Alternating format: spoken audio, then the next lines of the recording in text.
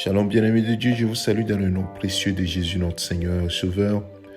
En ce 24 juillet 2023, le Seigneur nous a encore prêté le souffle de vie et nous voulons le remercier et nous appuyer sur sa parole pour conduire notre journée.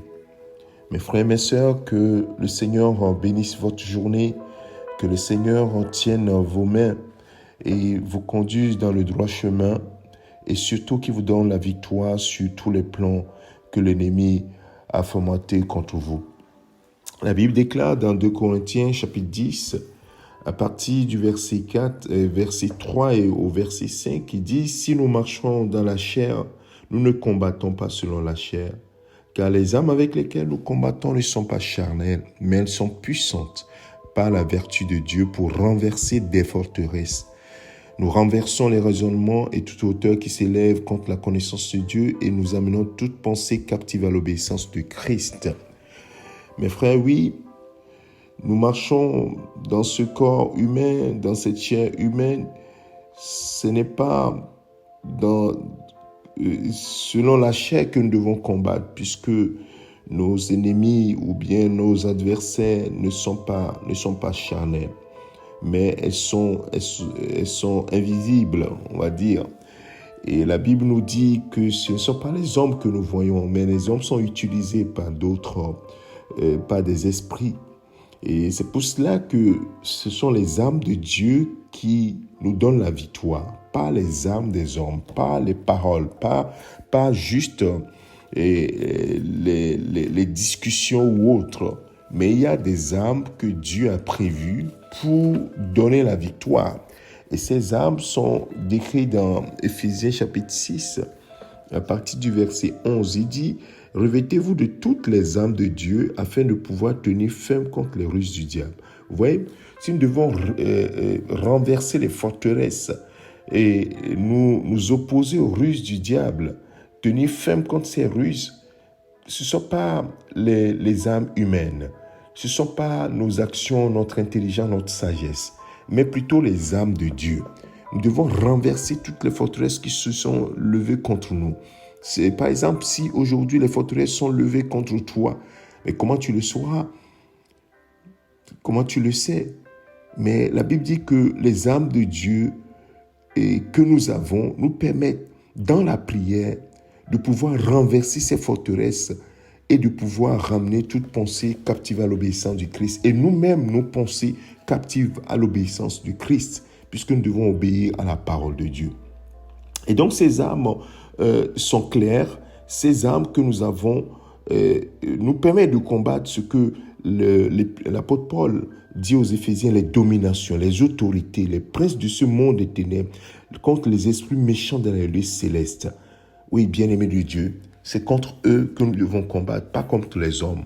C'est contre ces esprits-là qui utilisent les hommes contre nous et même qui s'opposent à nous directement dans plusieurs actions qu'ils font dans ce monde.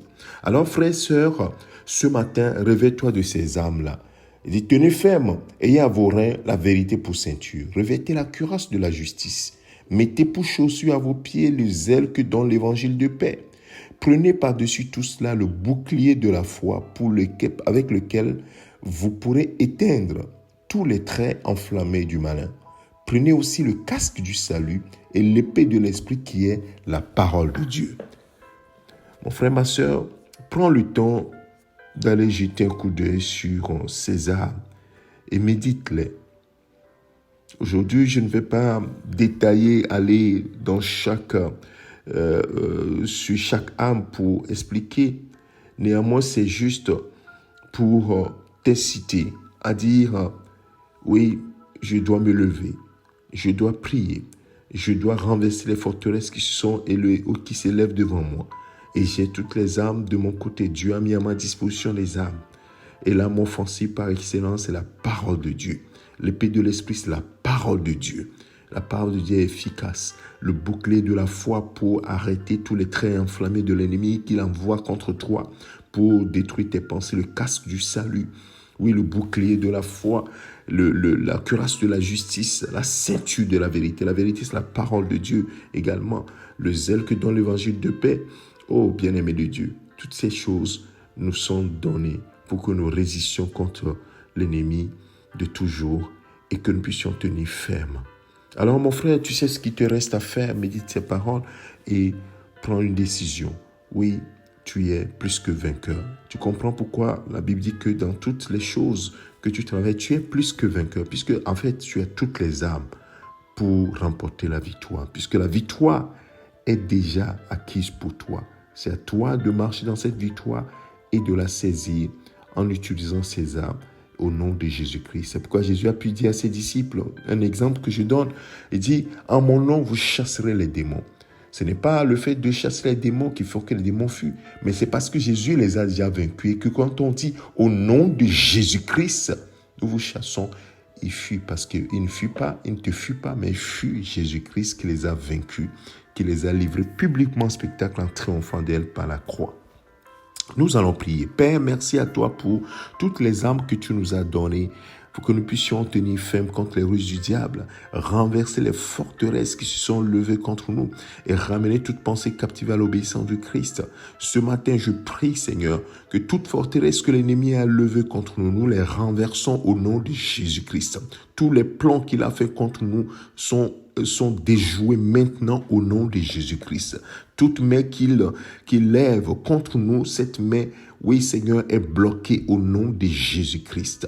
Et nous renversons, oui, tout raisonnement qui s'élève contre la connaissance du Christ. Et nous ramenons toute pensée captive à l'obéissance du Christ. Et même nos pensées, nous les ramenons captives à l'obéissance à Christ, à la parole de Dieu. Merci Père pour la victoire que tu nous donnes. Et c'est dans cette victoire que nous marchons encore ce jour et toute la semaine. Oui, tout plan de l'ennemi forgé contre nous est déjà voué à l'échec. Nous luttons contre les dominations, les principautés, les princes du monde des ténèbres, les esprits méchants dans les lieux célestes. Ils sont vaincus depuis 2000 ans. Et nous déclarons ce matin que toutes leurs œuvres contre nous sont vouées à l'échec au nom de Jésus-Christ. Et nous plaidons la cause du sang de Jésus-Christ, ce sang qui crie mieux que le sang d'Abel en notre faveur. Oui, le sang qui les a vaincus, par lequel l'ange Michael et les autres anges les ont vaincus. Oui, le sang de Jésus-Christ. Merci Père pour la victoire que tu nous as donnée, ce sang qui nous couvre, qui nous protège. Oui, merci à toi Père de ce que tu es avec nous. Que toute la gloire te revienne au nom de Jésus-Christ. Amen. Mon frère, ma soeur, que le Seigneur te bénisse. Je te souhaite une bonne semaine de travail. Que la grâce de Dieu soit sur toi. Si tu es en vacances, que le Seigneur te garde, te bénisse. Si tu vas au travail, que le Seigneur bénisse ton travail. Que sa grâce nous accompagne tous. Au nom de Jésus. Amen. C'est ton serviteur, le pasteur Alexandre.